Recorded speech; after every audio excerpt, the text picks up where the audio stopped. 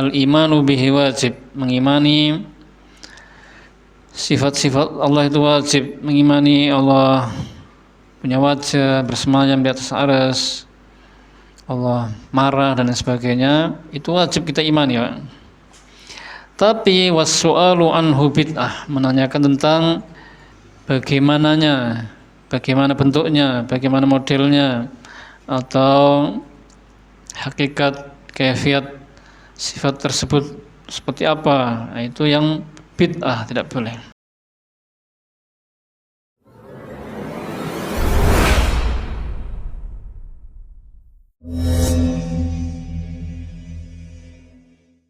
Assalamualaikum warahmatullahi wabarakatuh.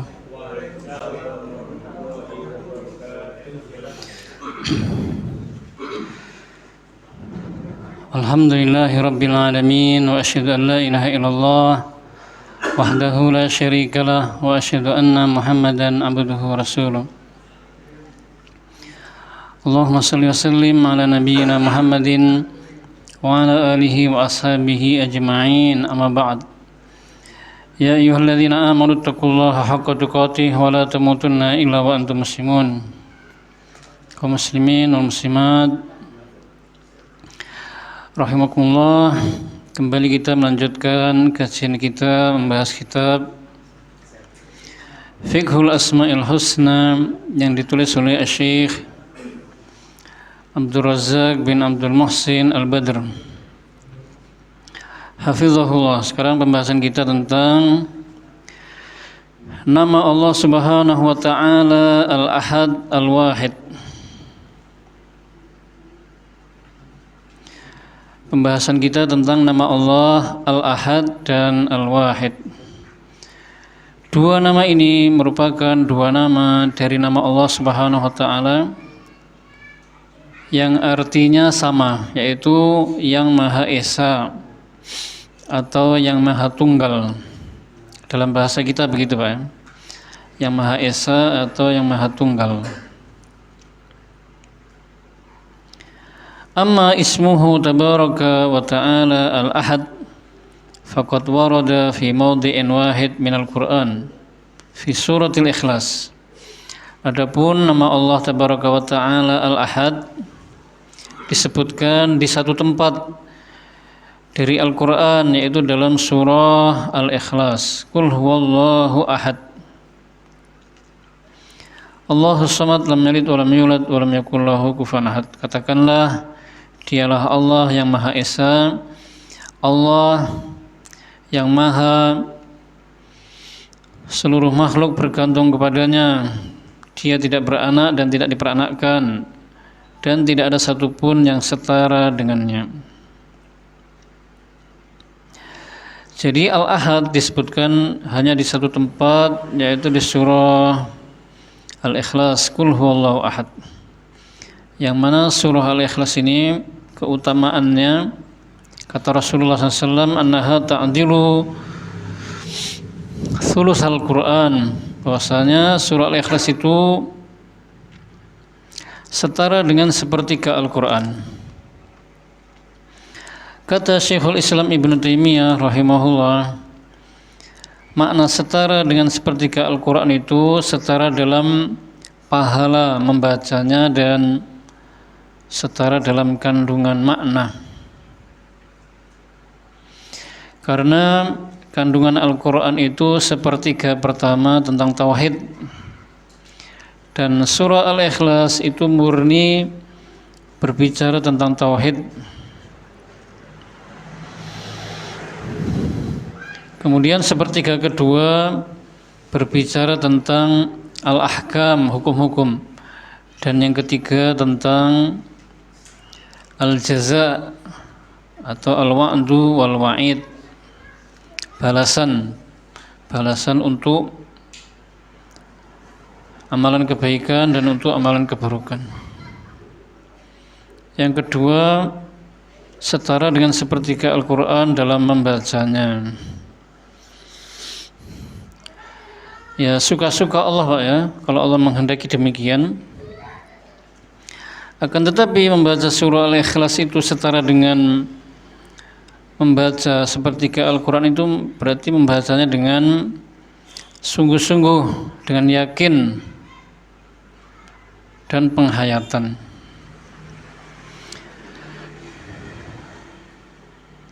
Tetapi juga bahwasanya kalau kita membaca Al-Quran, membaca Al-Ikhlas misalnya 3 kali, surah Al-Ikhlas 3 kali, itu tetap tidak sama dengan kita kalau membaca Al-Quran dari awal sampai akhir, Pak.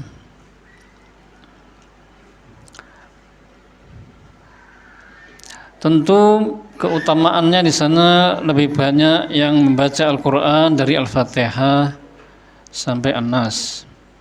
Karena di dalam Al-Quran dari Al-Fatihah surah An-Nas penjelasan tentang tauhid lebih rinci, hukum-hukum juga lebih banyak, tentang al-jaza, balasan-balasan juga lebih panjang, lebih banyak. Kemudian kalau kita mentadabburi dari Al-Fatihah sampai An-Nas, membacanya, mentadabburinya dan mempelajarinya, nah di sana berarti ada pahala yang lainnya.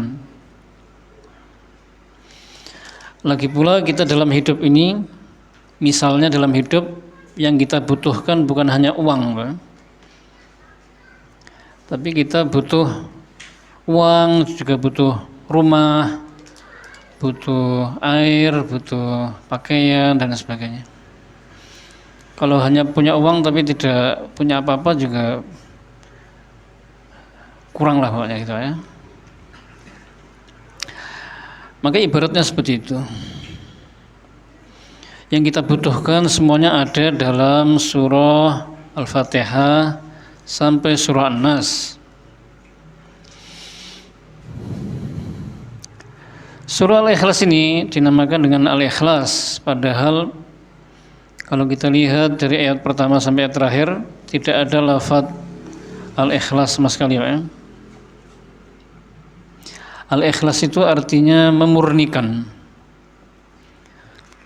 Karena surah Al-Ikhlas itu dari awal sampai akhir dimurnikan atau murni menjelaskan tentang nama-nama Allah yang indah dan sifat-sifatnya yang tinggi. Qul huwallahu ahad. Di sana ada nama Allah, kemudian ahad, Allahus samad, Allah as-samad. Ada sifat yang ditetapkan juga. Sifat dalam nama Allah ahad, kemudian as-samad. Dan juga ada peniadaan sifat dari Allah Subhanahu wa taala, sifat beranak dan diperanakkan. Kemudian ditiadakan juga sifat yang serupa dengan Allah, atau siapapun yang serupa dengan Allah setara sebanding tidak ada.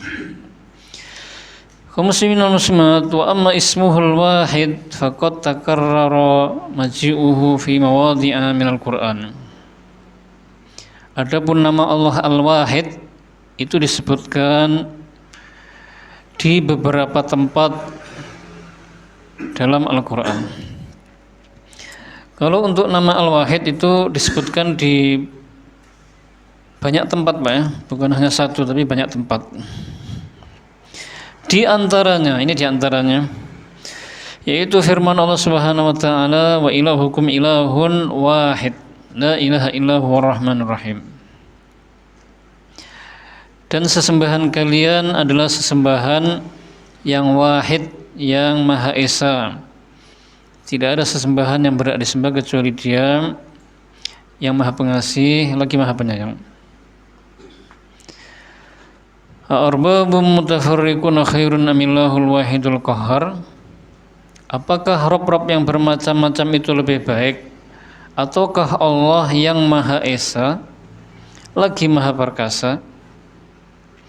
Wa ma min ilahin illallahul wahidul qahhar. Dan tidak ada sesembahan yang berhak disembah kecuali hanya Allah yang maha esa lagi maha perkasa, atau lagi maha mengalahkan. Qulillahu khaliqu kulli syai'in wa huwal wahidul qahhar. Katakanlah, Allah lah pencipta segala sesuatu dan Dia Maha Esa lagi Maha Perkasa. Di kitab ini dicontohkan 4 Pak ya. Nama Al-Wahid disebutkan di 4 tempat dalam Al-Quran, dan sebenarnya masih banyak lagi dalil-dalil di surat-surat yang lain tentang nama ini. Berikutnya penulis buku menjelaskan, wahuma ismani dalani ala ahadiyatillahi wa wahdaniyatih. Kedua nama ini menunjukkan kepada keesaan Allah dan ketunggalannya. Jadi dua nama Allah, yaitu Al-Ahad dan Al-Wahid, menunjukkan kepada keesaan Allah. Keesaan dalam hal apa? Itu keesaan dalam rububiyahnya, keesaan dalam rububiyah, dalam uluhiyah, dan dalam asma wa sifat. Beliau menjelaskan kembali, maksudnya adalah annahu subhanahu huwal mutafarridu bi sifatil majdi wal jalal al mutawahhidu bi nu'util azamati wal kibriya wal jamal. Fahuwa wahidun fi dzatihi la syabiha lah wa wahidun fi sifatihi la matsila lah. Ini esa dalam asma wa sifat Pak ya.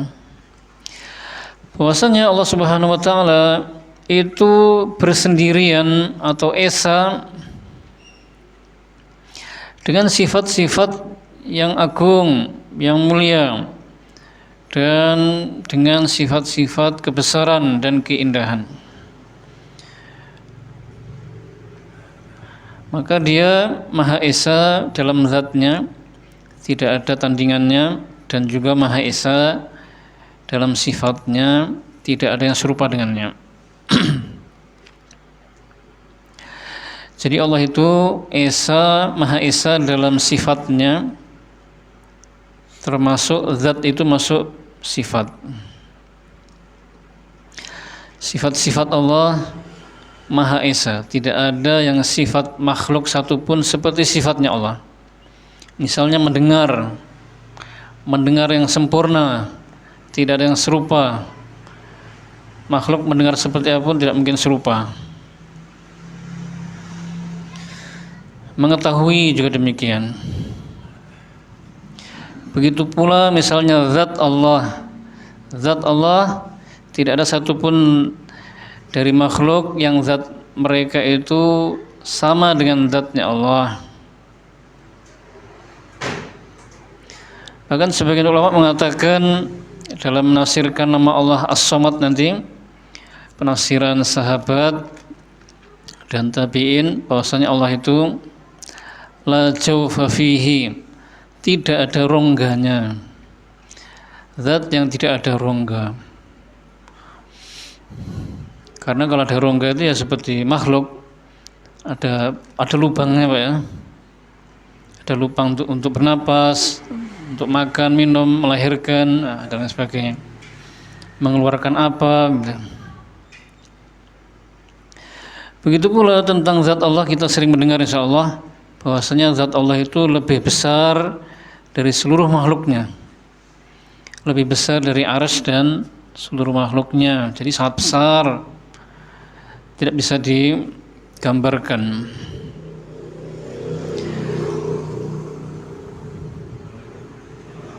Kemudian Allah Subhanahu wa taala itu wahidun fi af'alihi la syarika lahu wa la zahir. Allah itu Maha Esa dalam perbuatan-perbuatannya, tidak ada sekutu baginya. Ini tauhid rububiyah berarti. Jadi yang menciptakan seluruh makhluk hanyalah Allah. Dia Maha Esa dalam rububiyah. Dialah yang mengatur seluruh alam. Hanya Dialah yang memiliki seluruh alam. Hanya Dialah yang memberi rizki, yang memberi, yang menahan, yang menghidupkan, yang mematikan, yang mengangkat, yang merendahkan. Allah Maha Esa dalam perbuatan-perbuatannya ini dan perbuatan-perbuatan rububiyah lainnya. Kemudian juga Allah Subhanahu wa taala wahidun fi uluhiyatihi falaysa lahu niddun fil mahabbati wat ta'zim wadzulli wal khudu'. Dan Maha Esa dalam uluhiyahnya, maka tidak ada sekutu baginya atau tidak ada yang sebanding dengannya. Tidak ada sekutu baginya dalam cinta, pengagungan, kerendahan, dan ketundukan. Jadi Allah Subhanahu wa taala itu Maha Esa dalam rububiyahnya, uluhiyahnya, dan dalam asma wa sifatnya.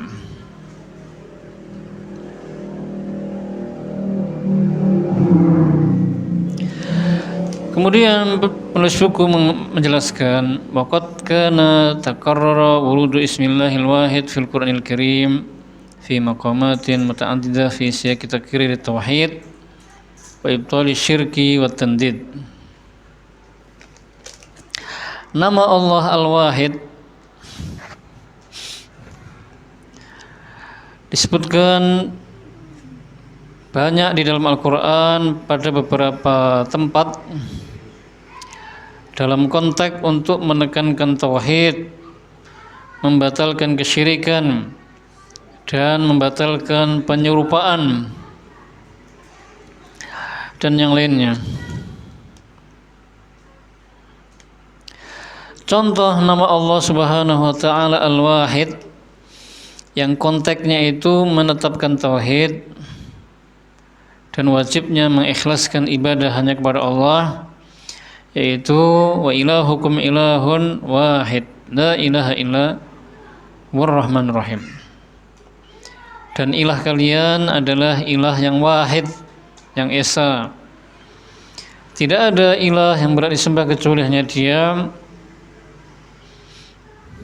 yang Maha Pengasih lagi Maha Penyayang. Nah, ini menekankan tauhid dan wajibnya memurnikan ibadah dan ketaatan hanya kepada Allah. Ayat lainnya yaitu qul innama ana munzirun wa ma min ilahin illallahul wahidul qahhar. Katakanlah sesungguhnya aku hanyalah pemberi peringatan dan tidak ada sembahan yang berhak disembah kecuali hanya Allah yang Maha Esa lagi Maha Perkasa. Inna ilahakum lawahid rabbus samawati wal ardi wa ma bainahuma wa rabbul masyarik. Sesungguhnya ilah kalian itu adalah ilah yang benar-benar Maha Esa, yaitu Rabb langit, bumi, dan apa-apa yang di antara keduanya, dan juga Rabb tempat terbitnya matahari.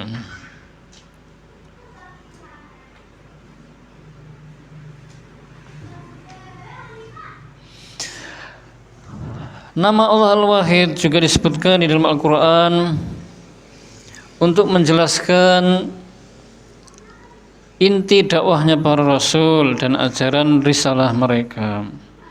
Ada juga nama Allah Al-Wahid yang konteksnya adalah mengajak manusia kepada Islam dan agar berserah diri kepada Allah.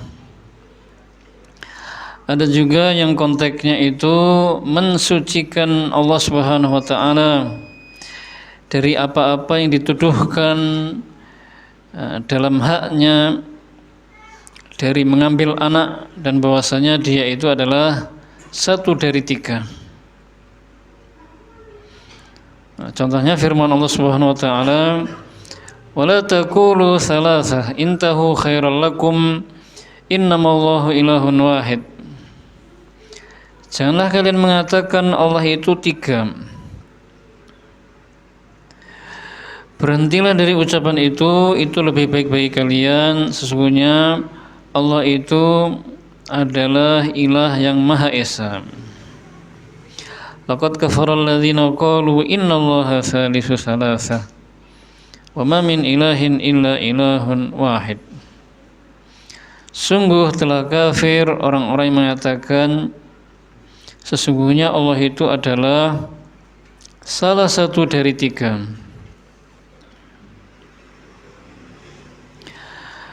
Dan tidak ada sesembahan yang berhak disembah kecuali hanya sesembahan yang esa. Ada juga disebutkan dalam Al-Quran nama Allah Al-Wahid itu konteksnya atau redaksinya untuk membatalkan akidahnya orang-orang musyrik. Contohnya firman Allah Subhanahu wa taala, wa qala Allahu la tattakhidhu ilahin itsnain innama huwa ilahun wahidun fa iyaya farhabun. Dan Allah Subhanahu wa taala mengatakan, janganlah kalian menyembah dua ilah. Sesungguhnya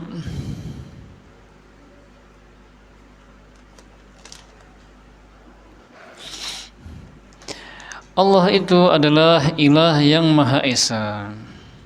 Maka hanya kepadakulah hendaknya kalian takut. Arbabum mutafarriquna khairun amillahul wahidul qahhar. Apakah rob-rob yang bermacam-macam itu lebih baik ataukah Allah yang Maha Esa lagi Maha Perkasa? Itu konteksnya menjelaskan batilnya kesyirikan dan akidahnya orang-orang musyrik, karena mereka menyembah kepada selain Allah, atau mereka menyembah Allah tapi juga menyembah yang lainnya.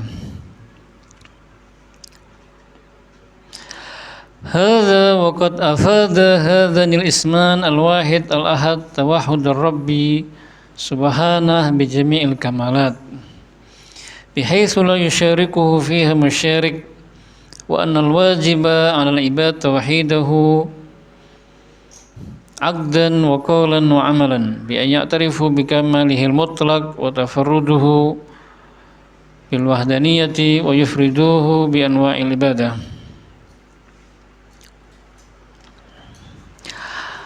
Maka kaum muslimin, kedua nama ini menjelaskan, kedua nama ini maksudnya Al-Wahid dan Al-Ahad, menjelaskan kepada kita tentang keesaan Allah dengan semua kesempurnaan, yang mana tidak ada satupun yang menyerupainya,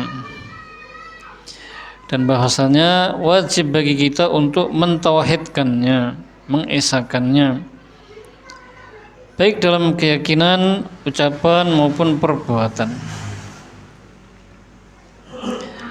yaitu dengan mengakui kesempurnaannya yang mutlak dan keesaannya, dan mempersembahkan ibadah hanya kepadanya.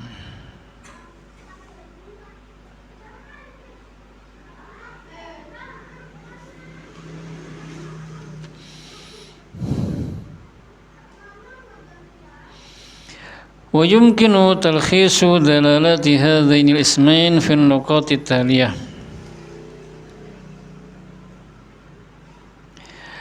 Dan memungkinkan bagi kita untuk meringkas kandungan yang terkandung dalam dua nama ini pada poin-poin berikut ini. Jadi dari dua nama tersebut, yaitu Al-Ahad dan Al-Wahid, di sana ada kandungan-kandungan atau penunjukan-penunjukan atau konsekuensi-konsekuensi yang wajib kita amalkan, yang bisa diringkas pada poin-poin berikut ini.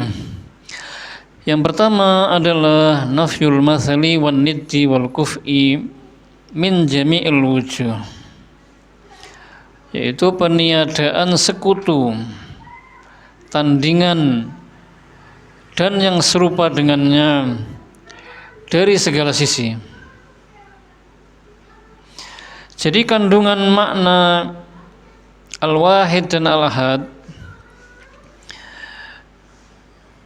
atau konsekuensi dari kedua nama tersebut, dari keimanan kita kepada kedua nama tersebut adalah wajib bagi kita untuk meniadakan sekutu bagi Allah. Wajib bagi kita meniadakan tandingan dan yang serupa dengannya dari segala sisi.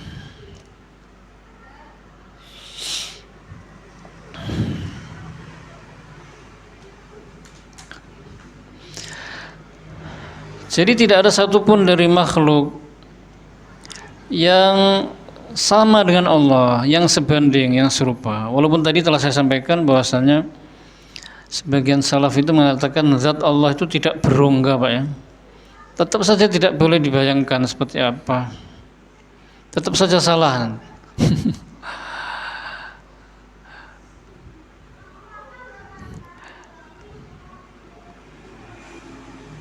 Karena Allah itu maha indah dan maha sempurna.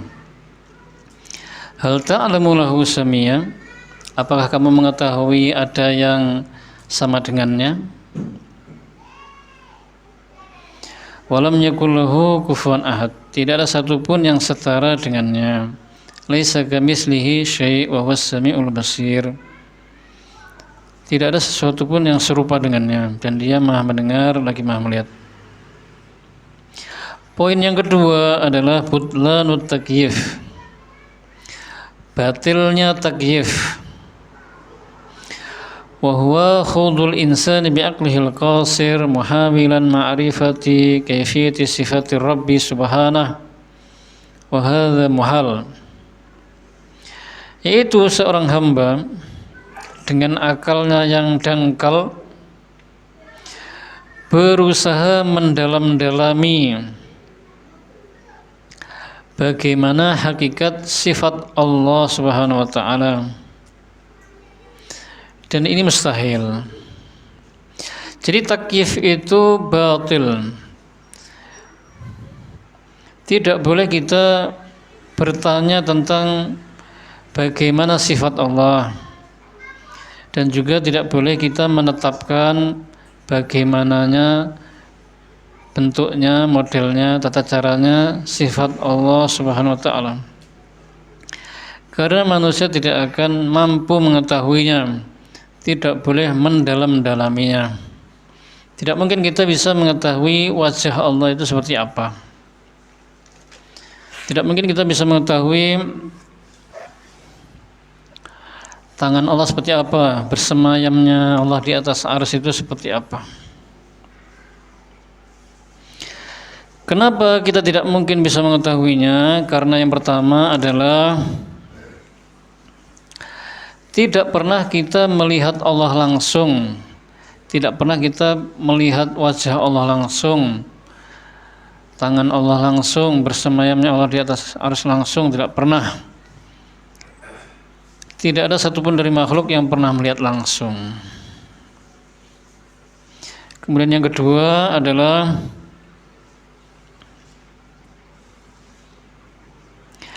kita tidak menemukan yang sebanding dengan Allah atau yang serupa dengan Allah. Jadi tidak mungkin tahu. Karena tidak ada yang sebanding atau serupa, ya tidak akan bakal tahu bagaimana hakikat sifatnya. Kemudian yang terakhir, yang ketiga, tidak pernah ada kabar yang sahih baik dari Al-Quran maupun As-Sunnah tentang hakikat kaifiyat sifat Allah. Kita cari di Al-Quran maupun As-Sunnah sampai apa ya?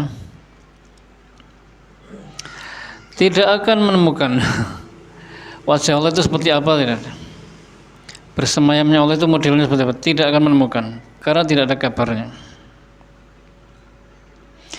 Maka kewajiban kita adalah mengimani semua sifat-sifat Allah yang telah Allah tetapkan bagi dirinya, baik di dalam Al-Quran maupun As-Sunnah.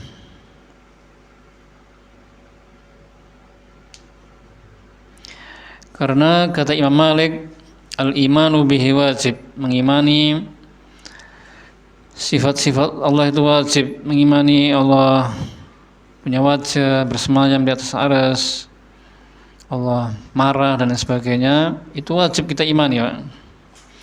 Tapi wassu'alu anhu bid'ah, menanyakan tentang bagaimananya, bagaimana bentuknya, bagaimana modelnya, atau hakikat, kaifiat sifat tersebut seperti apa, nah, itu yang bid'ah, tidak boleh. Karena akal kita atau kita tidak mungkin tahu.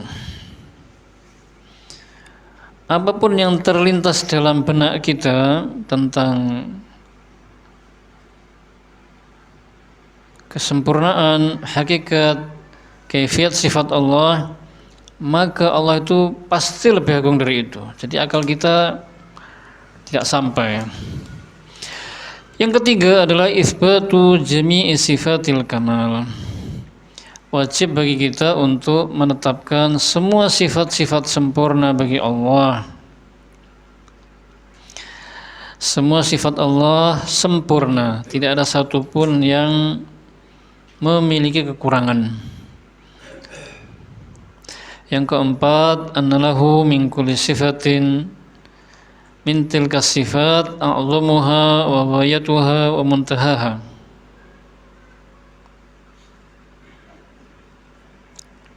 Allah memiliki sifat yang paling agung, yang paling mulia dan paling sempurna. Jadi wajib bagi kita meyakini dan menetapkan bahwasanya Allah memiliki sifat yang paling agung, yang paling sempurna, yang paling mulia. Maka mendengarnya Allah misalnya, nah, ini mendengar yang paling sempurna, tidak ada kekurangan sama sekali, paling sempurna, paling mulia, paling agung. Melihat juga begitu, penglihatan Allah paling sempurna, paling mulia, paling agung. Mengetahuinya Allah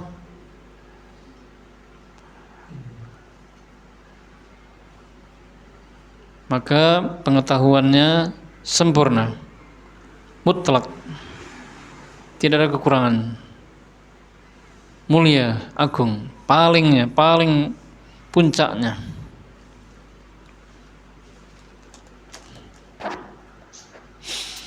Kemudian yang kelima, poin kelima adalah tanzihuhu subhanahu wa ta'ala anin naqaisi wal uyub. Pensucian Allah dari sifat kurang dan aib.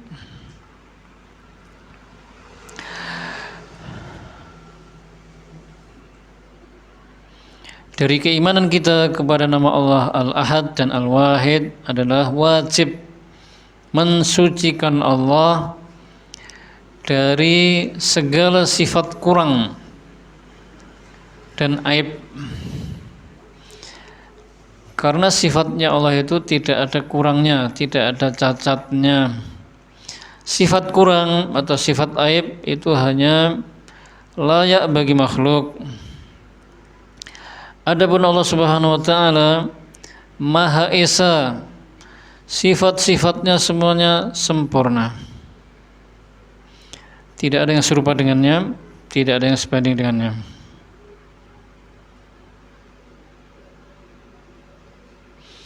Yang keenam, wujubul iqrar bitafarrudihi subhanahu bil kamalil mutlaq fi dzatihi wa sifatihi wa af'alihi wa i'tiqadu dzalika fil qalb. Wa hadza huwa tauhidul ilmi.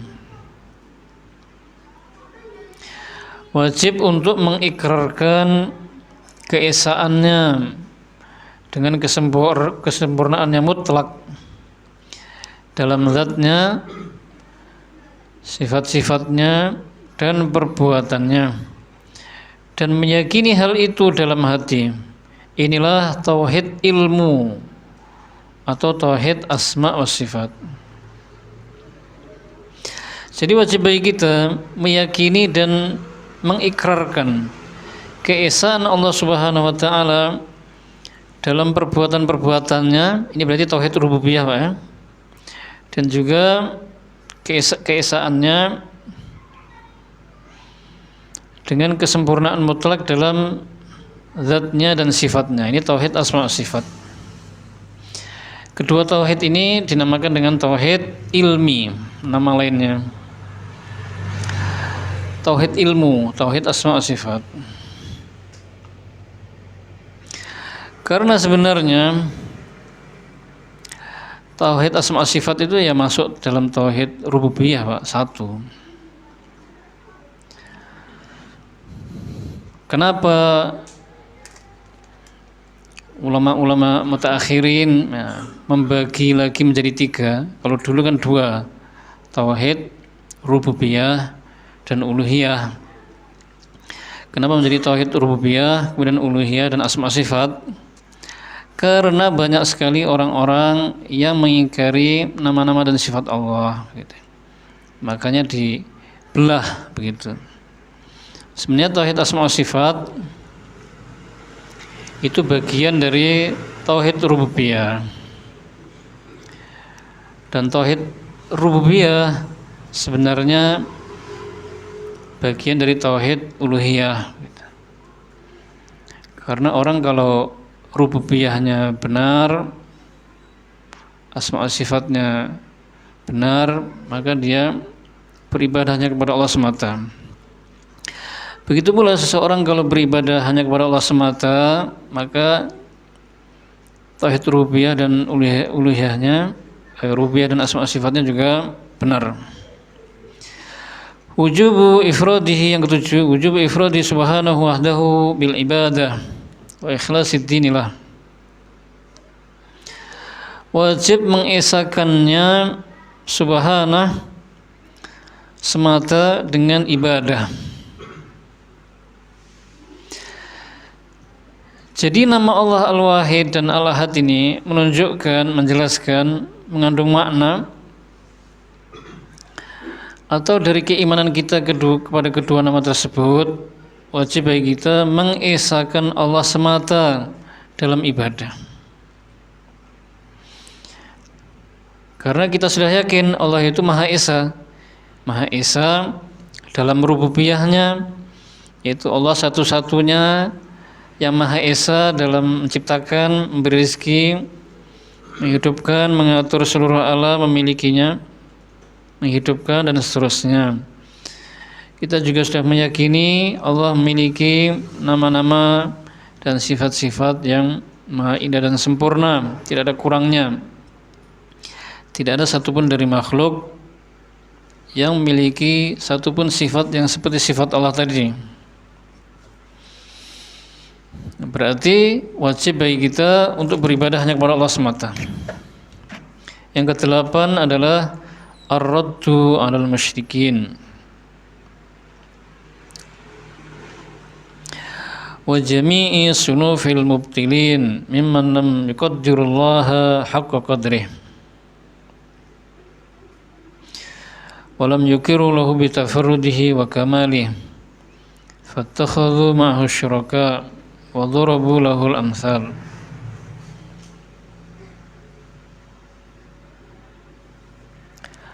Bantahan kepada orang musyrik dan kepada semua orang-orang yang berada di atas kebatilan, yang mereka itu tidak mengagungkan Allah dengan sebenar-benarnya, dan mereka tidak mengikrarkan akan keesaannya dan kesempurnaannya. Mereka juga mengambil sekutu-sekutu bersamanya dan mengadakan tandingan-tandingan baginya. Jadi nama Allah Al-Ahad dan Al-Wahid ini menunjukkan bantahan kepada orang-orang musyrik dan orang-orang yang di atas kebatilan, walaupun ngakunya mungkin muslim, tapi mereka mengagungkan Allah, menyembah Allah tapi juga menyembah yang lain. Bahkan mereka lebih mengagungkan yang lainnya daripada Allah. Seperti misalnya orang Syiah ya, menyembah Ali, menyembah Husain dan yang lainnya. Dan juga orang-orang musyrik lainnya ada yang sampai menyembah orang saleh atau wali, atau bahkan menyembah sapi, menyembah monyet katanya di negara mana gitu.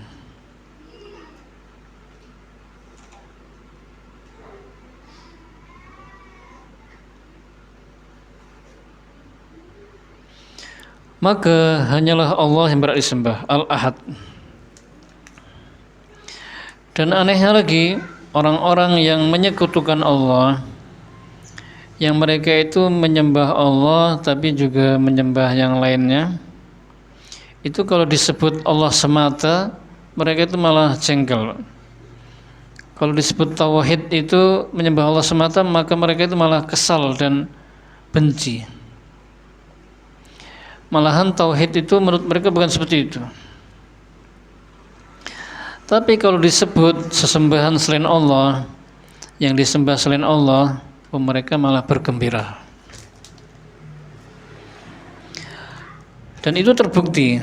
Firman Allah itu membuktikan, wa idza dzukirallahu wahdahu isma'azzat qulubul ladzina la yu'minuna bil akhirah. Wa idza dzukiral ladzina min dunihi idza hum yastabshirun. Apabila disebut nama Allah semata, maka hati-hati mereka itu kesal atau lari. Orang-orang yang tidak beriman kepada hari kiamat itu, hati-hati mereka itu kesal. Tapi kalau yang disebut itu yang disembah selain Allah, sesembahan selain Allah, maka mereka bergembira. Sekarang pembahasan berikutnya tentang nama Allah As-Samad. As-Samad artinya atau maknanya adalah yang maha bergantung kepadanya segala sesuatu. Makna yang kedua adalah yang maha sempurna semua sifat-sifatnya. Jadi As-Samad itu sebenarnya ada beberapa makna, Pak. Tapi makna-makna yang banyak tadi yang ditafsirkan oleh ulama salaf saling menafsirkan sebenarnya. Tapi masuk ke dalam dua makna ini. Yang maha bergantung kepadanya segala sesuatu dan yang maha sempurna semua sifat-sifatnya. Jadi As-Samad itu maknanya, kata penulis buku, adalah Tuhan yang maha agung, yang sempurna ilmunya, hikmahnya, kelembutannya, kekuasaannya, keperkasaannya, keagungannya, dan semua sifat-sifatnya, dan yang selalu dibutuhkan oleh semua makhluk dalam segala urusan mereka dan kebutuhan mereka. Jadi intinya dua makna tadi. Dan nama As-Samad disebutkan dalam surah Al-Ikhlas. Qul huwallahu ahad, Allahus samad.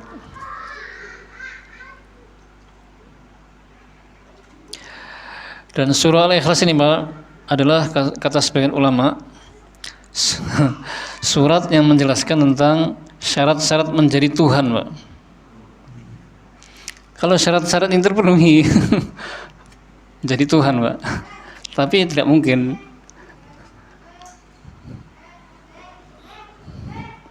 Ahad tadi, Maha Esa, Pak, ya. Dalam rububiyah uluhiyah asma sifat.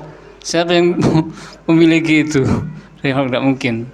Kemudian As-Samad yang seluruh makhluk bergantung padanya dan yang sempurna sifat-sifatnya.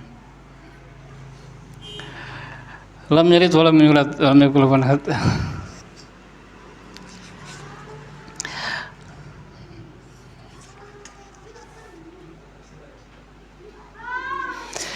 Abdullah bin Abbas radhiyallahu anhuma, seorang sahabat Nabi yang mulia,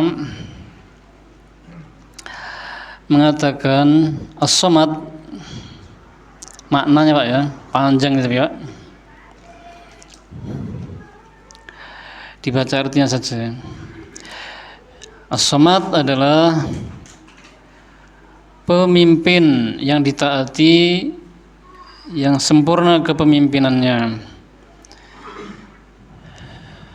yang maha mulia, yang sempurna kemuliaannya, yang maha agung, yang sempurna keagungannya, yang maha lembut, yang sempurna kelembutannya, yang maha kaya, yang sungguh sempurna kekayaannya, yang maha perkasa, yang sungguh sempurna keperkasaannya, yang maha mengetahui, yang sempurna ilmunya, yang maha bijaksana, yang sempurna kebijaksanaannya.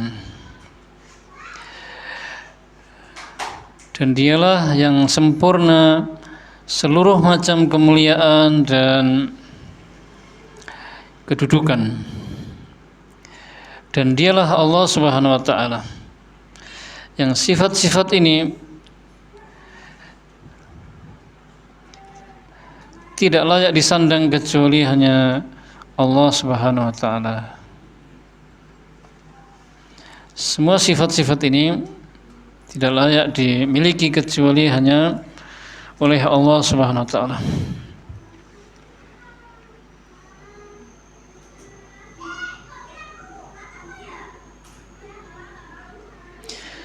Imam Ibnu Qayyim rahimahullah mengatakan as-samad as-sayyidul ladzi qad kamula fi su'datihim.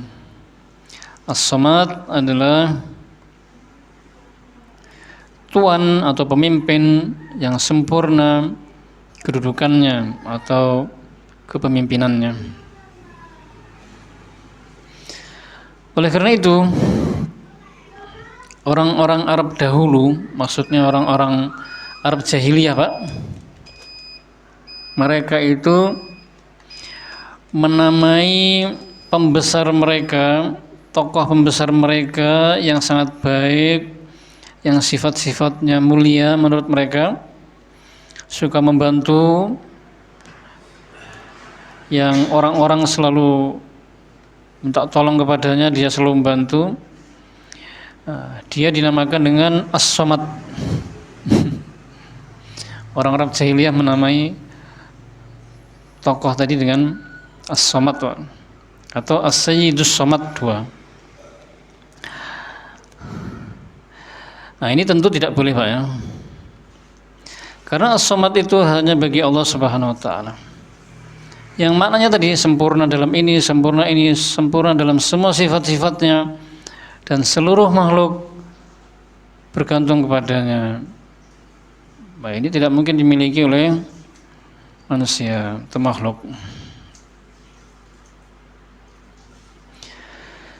Yang seluruh makhluk itu bergantung kepadanya, hati bergantung, berharap, takut, karena dia memiliki semua sifat-sifat kebaikan dan terpuji. Itu berarti hanya bagi Allah Subhanahu wa ta'ala. Kaum muslimin yang terakhir, apabila kita atau semua hamba telah mengetahui bahwasanya Allah Subhanahu wa ta'ala tersifati dengan sifat-sifat sempurna, keagungan, kemuliaan, tidak ada sesuatu pun yang ada di atasnya, tidak ada sesuatu pun yang mengalahkannya, bisa mengalahkannya, dan bahwasanya dia adalah tempat bergantung seluruh makhluk dan tempat berlindung seluruh makhluk. Tidak ada tempat berlindung dan tempat keselamatan kecuali hanya kepadanya. Tidak ada tempat manusia berlari kecuali hanya kepadanya. Dialah satu-satunya tempat bergantung seluruh makhluk dalam segala kebutuhan dan keperluan. Maka wajib bagi semua hamba untuk berlindung hanya kepada Allah, tidak meminta kebutuhan kecuali hanya kepadanya, tidak memalingkan ibadah kecuali hanya kepadanya, tidak meminta tolong kecuali hanya kepadanya, dan tidak tawakal kecuali hanya kepadanya.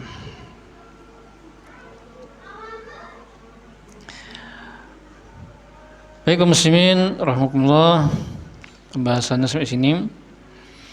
Mudah-mudahan bermanfaat. Kita akhiri subhanakallahumma wa bihamdika asyhadu an la ilaha illa anta astaghfiruka wa atubu ilaik. Wassalamualaikum warahmatullahi wabarakatuh.